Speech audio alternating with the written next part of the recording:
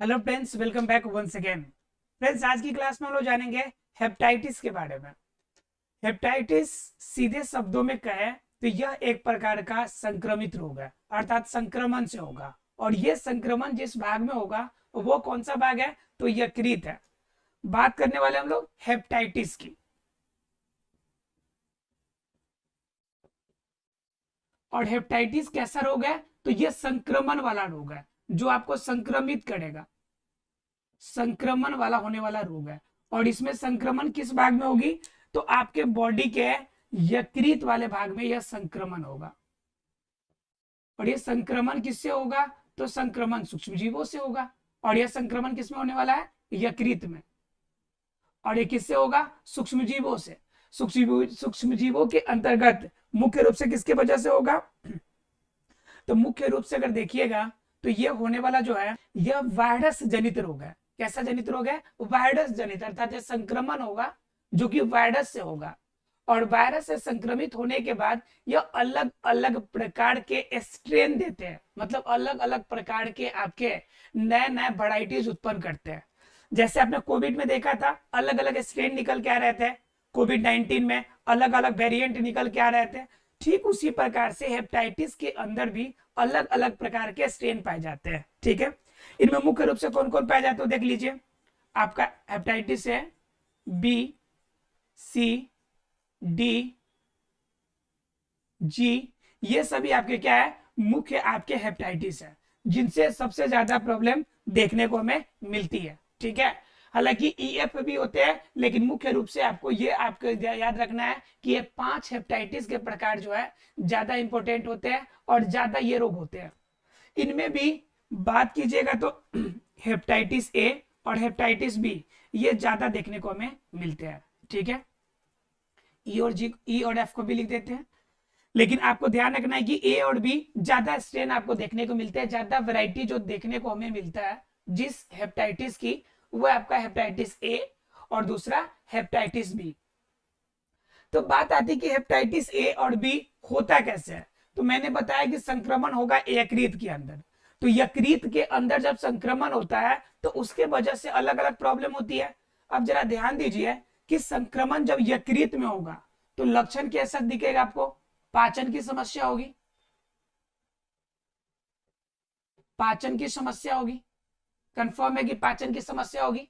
शरीर के अंदर पाचन अगर भी कमी होगी तो आपके बॉडी शरीर जो होगा पीला पड़ना शुरू हो जाएगा। पीला पड़ने का मतलब क्या हो गया? कि आपके बॉडी के अंदर ब्लड की कमी हो जाएगी। ब्लड की कमी हो जाएगी। सिर दर्द, भूख न लगना, भूख नहीं लगना, ये सभी समझ आपका प्रॉब्लम जो है देखने को मिलेगा। बुखार रहना, ये इस प्रकार के लक्षण आपको दिखाई पड़ेंगे। कब? जब संक्रमण आपके यकृत में हो जाएगा तब। बात आती है कि यह जो पीला पड़ जाता है, ब्लड की कमी होती है, तो दरअसल क्या होता है कि यकृत के आपका जो पीत वाला हिस्सा है उसमें क्या होता है कि उसमें पित्ताशय में एक आपका बिलिरुबिन, बिलिरुबिन का एक नामक एक पीत होता है जिसकी मात्रा अधिक हो जाती है। किसकी मात्रा? बिलिरुबिन ये नामक एक पीत है। इस पीत की मात्रा क्या होती है? अधिक हो जाती है। जब पीत की थैली की मात्रा बढ़ेगी तो सीधे शब्दों में आप कहिए कि यकृत का आकार बढ़ जाता है। यकृत का क्या हो जाएगा? आकार बढ़ जाएगा। और जब यकृत का आकार बढ़ जाएगा तो जो प्रॉब्लम होगी वह सामान्य रूप से हम लोग कहते हैं जोंडिस। नाम सुने होंगे आप लोग, जोंडिस की बीमारी, अर्थात शरीर का पीला पड़ जाना, फीवर सही नहीं होना, यह समस्या जो होती है आपको देखने को मिलेगी। क्लियर है? मतलब क्या? यकृत में संक्रमण होगा। यकृत में संक्रमित होने की वजह से बिलिरुबिन नामक पीत जो होगी बढ़ेगी, और बढ़ने की वजह से आपका यकृत का आकार बढ़ेगा। और आकार बढ़ेगा तो शरीर में ऊर्जा की कमी, शरीर में खून की कमी, इस तरह की समस्या आपको देखने को मिलती है। ठीक है, तो ये आपका क्या होगा कि ये आपका मुख्य रूप से ये आपका हेपेटाइटिस के लक्षण दिखेंगे। अब इसी में अगर देखिएगा किसकी, हेपेटाइटिस बी की अगर बात कीजिएगा तो हेपेटाइटिस बी मुख्य रूप से कैसे फैलेगा? ये रोग आपका फैलेगा तो आपके बॉडी के अंदर लसिका, आपके बॉडी के अंदर खून, इन्हें ज्यादा प्रभावित करेगा, इन वाले भाग में ज्यादा प्रभावित करेगा, ज्यादा प्रॉब्लम क्रिएट करेगा। क्लियर है? सीधे शब्दों में कहो कहिए तो हम लोग क्या है कि हेपेटाइटिस के अंदर जोंडिस के बारे में जानना है। और जोंडिस समझ सकते हैं कितना ज्यादा बड़ा बीमारी होता है, कितना प्रॉब्लमियस बीमारी होता है। तो इनके अंदर ये सारे लक्षण हमें दिखेंगे, बुखार आना, भूख नहीं लगना, सिर दर्द, ब्लड की कमी, पीला पड़ जाना शरीर, पाचन की समस्या उत्पन्न होना, ठीक है, शरीर में ताकत नहीं मिलना, शरीर में ताकत नहीं मिलना, ये सभी इसके क्या पड़ेंगे, आपको लक्षण दिखाई पड़ेंगे। अब बात आती है कि मान लीजिए कि हेपेटाइटिस आपको किसी वजह से बॉडी के अंदर संक्रमण पहुंच गया, संक्रमण हो भी गया, तो बात आती है कि आप संक्रमण पे नियंत्रण कैसे करेंगे, आप उसे रोकेंगे कैसे कि भाई ये रोग हो गया, अब रुकेगा कैसे? तो रोकने के कोई तो ऑप्शन होने चाहिए। तो इसके रोकने की ऑप्शन की अगर बात कीजिएगा, मतलब इसे नियंत्रण करने की बात कीजिएगा। किसकी? नियंत्रण की। तो नियंत्रण की अगर बात कीजिएगा तो नियंत्रण में जो पहली बात आएगी जिनसे आप इसे नियंत्रित कर सकते हैं, तो उसमें आपको ध्यान रखना है कि उसमें आपको हाई प्रोटीन, ज्यादा वसा, ठीक है, या फिर ज्यादा कॉम्प्लेक्स क्वालिटी की कोई भी भोज्य पदार्थ नहीं सेवन करनी है। भोज्य नहीं मतलब क्या? देखिए पाचन में समस्या है, तो जब आप प्रोटीन ज्यादा खाइएगा तो पचेगा नहीं, वसा ज्यादा खाइएगा पचेगा नहीं, ज्यादा कॉम्प्लेक्स क्वालिटी का कोई भी भोजन कीजिएगा तो समस्या उत्पन्न होगा। इसलिए कहा जाता है कि प्रोटीन, वसा, कॉम्प्लेक्स जितने क्वालिटी होंगे उनका आपका सेवन नहीं करना है। तो आप सोच रहे होंगे फिर हमें खाएंगे क्या, भूखे पेट रहना है क्या? भाई ऐसा बिल्कुल भी नहीं है, आपको खाना है, लेकिन क्या करना है, हल्का कार्बोहाइड्रेट वाला, हल्का कार्बोहाइड्रेट का। हल्का कार्बोहाइड्रेट का मतलब क्या हो गया, आप देखते होंगे जब आपका ऑपरेशन होता है या गांव घरों में किसी का ऑपरेशन होता होगा तो एक दलिया बनाकर देता है डॉक्टर, जिसे खाया जाता है, बिल्कुल सुपाच्य होता है, यानी आसानी से सिर्फ उसे पीना होता है, ऑटोमेटिकली पोषक तत्व शरीर के अंदर चला जाएगा। तो उस तरह से बिल्कुल हल्का कार्बोहाइड्रेट वाला मटेरियल जो होगा, आइटम जो होगा, वही हमें खाना है, ठीक है। इसके अलावा एक इंजेक्शन होती है, इंटरफेरॉन की इंजेक्शन लगानी है। क्या लगानी है? इंटरफेरॉन, इंटरफेरॉन की इंजेक्शन लगानी है। अगर ये करते हैं, आप प्रोटीन वसा कम सेवन करते हैं, हल्का कार्बोहाइड्रेट लेते हैं और इंटरफेरॉन का इंजेक्शन अगर लेते हैं, तो आपका क्या हो जाएगा, कंट्रोल हो सकता है। क्या? जोंडिस की समस्या। क्लियर है आप लोग को? तो ये आपके क्या थे, नियंत्रण करने के, अगर हो जाए तो प्रॉब्लम, अगर होता है तो लक्षण क्या दिखेंगे, अगर लक्षण दिखने लगे तो नियंत्रण कैसे करेंगे। हमने दो बातें जान ली हेपेटाइटिस के बारे में। अब बात आती है कि अगर मेरा दिमाग ये कह रहा हो कि भाई हमें रोग तो लेना ही नहीं, हमारा शरीर बिल्कुल स्वस्थ होना चाहिए, हमें रोग लेना ही नहीं है, तो उस कंडीशन में आपको क्या करना पड़ेगा, उस कंडीशन में आपको ऐसे तरीके अपनाने पड़ेंगे कि हेपेटाइटिस वाला जो रोग है आपके घर के 2 कदम छोड़ के, 2 गज छोड़ के बगल से निकल जाए। तो कैसे होगा भाई? उसके लिए करना क्या पड़ेगा? नो, आपको डोंट वरी, इसमें कुछ सोचना ही नहीं बिल्कुल भी। तो करना क्या है आपको, वो देखिए। अब जरा देख लेते हैं हम लोग कि इससे रोकथाम कैसे करेंगे, आखिर हम रोक कैसे सकते हैं, रोगों को होने से, अर्थात हेपेटाइटिस को होने से कैसे बचा सकते हैं। चलो देखते हैं इसको बचाने के, बचाव के उपाय। देखिए अब इसकी आप बात करेंगे रोकथाम की, कि हम रोक कैसे सकते हैं। रोकथाम मतलब रुकावटें कैसे डाल सकते हैं हेपेटाइटिस को, खुद को बचाए रखने के लिए हेपेटाइटिस से। तो इसमें पहली बात है कि अगर आपको डर हेपेटाइटिस बी का है, हैप बी लिख देते हैं, हेपेटाइटिस बी का डर है तो घबराइए मत, इसका टीका लगवा लीजिए। क्या करवा लीजिए? इसका टीका लगवा लीजिए। टीका आपका 99% सेफ होता है, 99% सेफ होता है। 1% चांस होता है कि टीका के बाद भी आपको हेपेटाइटिस बी हो जाए, इसलिए 1% उसे नेग्लिजिबल मान के चला जाता है। हेपेटाइटिस बी हो गया। हेपेटाइटिस बी के बाद हम आगे अगर पहुंचे तो हेपेटाइटिस ए बच गया आपका, या अन्य हेपेटाइटिस बच गया। तो उसके लिए क्या करना है आपको कि व्यक्तिगत रूप से अत्यधिक सफाई चाहिए, व्यक्तिगत रूप से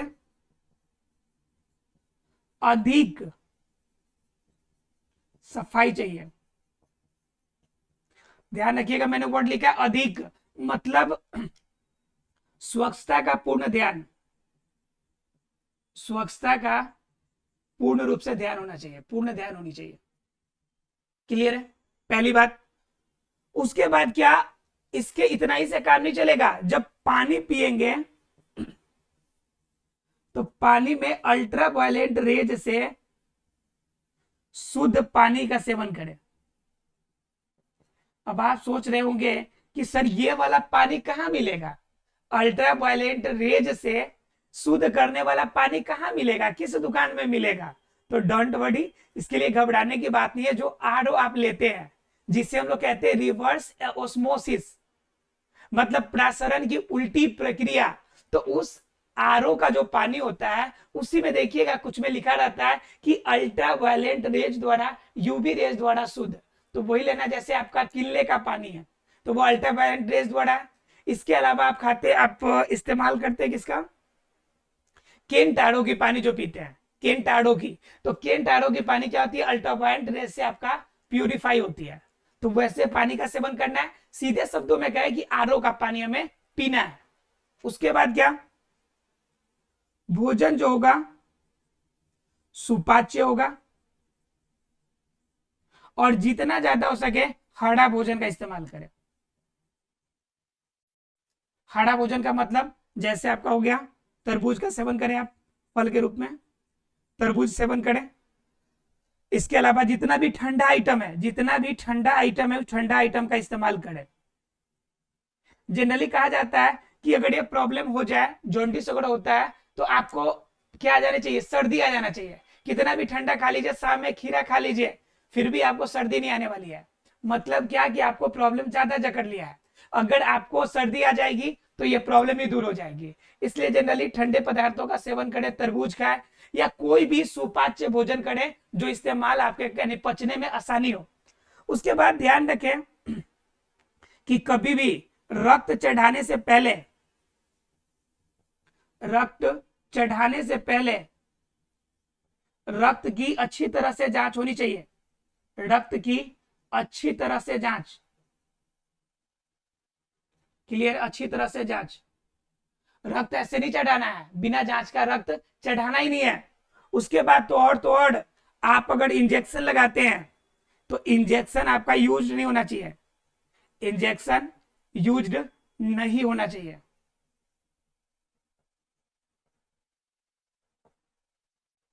इंजेक्शन यूज नहीं होना चाहिए। और क्या भाई, इंजेक्शन यूज नहीं होगा, आपको क्या करना है, रक्त चढ़ाने से पहले रक्त की अच्छी तरह से जांच कर ले, ये भी सही है। उसके बाद आपको एक चीज और ध्यान में रखनी है, जो वो ये है कि आपको क्या करना है कि अपने परिवार में जो भोजन इस्तेमाल करते हैं, भोजन की शुद्धता, और साथ में जो सबसे बड़ी बात है कि खाने से पहले साबुन से हाथ धोना, खाने से पहले साबुन से हाथ धोना। एक और बात ध्यान रखिएगा जो बहुत जरूरी है, साबुन से हाथ धोना। एक बात ध्यान रखिएगा, खाने से पहले ही नहीं, खाने के बाद भी साबुन से हाथ धोना, ये भी जरूरी है। क्योंकि आप देखिएगा कुछ वसा वड़ा की मात्रा जो होती है हाथों में चिपकी रह जाती है, उसके अंदर भी बहुत सारे माइक्रो ऑर्गेनिज्म जो होते हैं वह इकट्ठा होते हैं और अपनी आयु, अपनी जनसंख्या दिन दुगुनी रात चौगुनी बढ़ाते हैं। तो उनसे अगर बचना है तो खाने से पहले और खाने के बाद, both times you have to clean your hands. ठीक है, अपने हाथों को प्रॉपर तरीके से आपको खाने से पहले भी धोना है और खाने के बाद भी धोना है। क्लियर है आप लोग को? तो ये कुछ तरीका है जिनसे आप क्या कर सकते हैं, रोकथाम कर सकते हैं। किसको, हेपेटाइटिस भैया को घर में आने से पहले अगर इन चीजों का अगर पालन किया जाए तो ज्यादा चांसेस रहेगा कि आपके घर पे हेपेटाइटिस का हमला नहीं हो।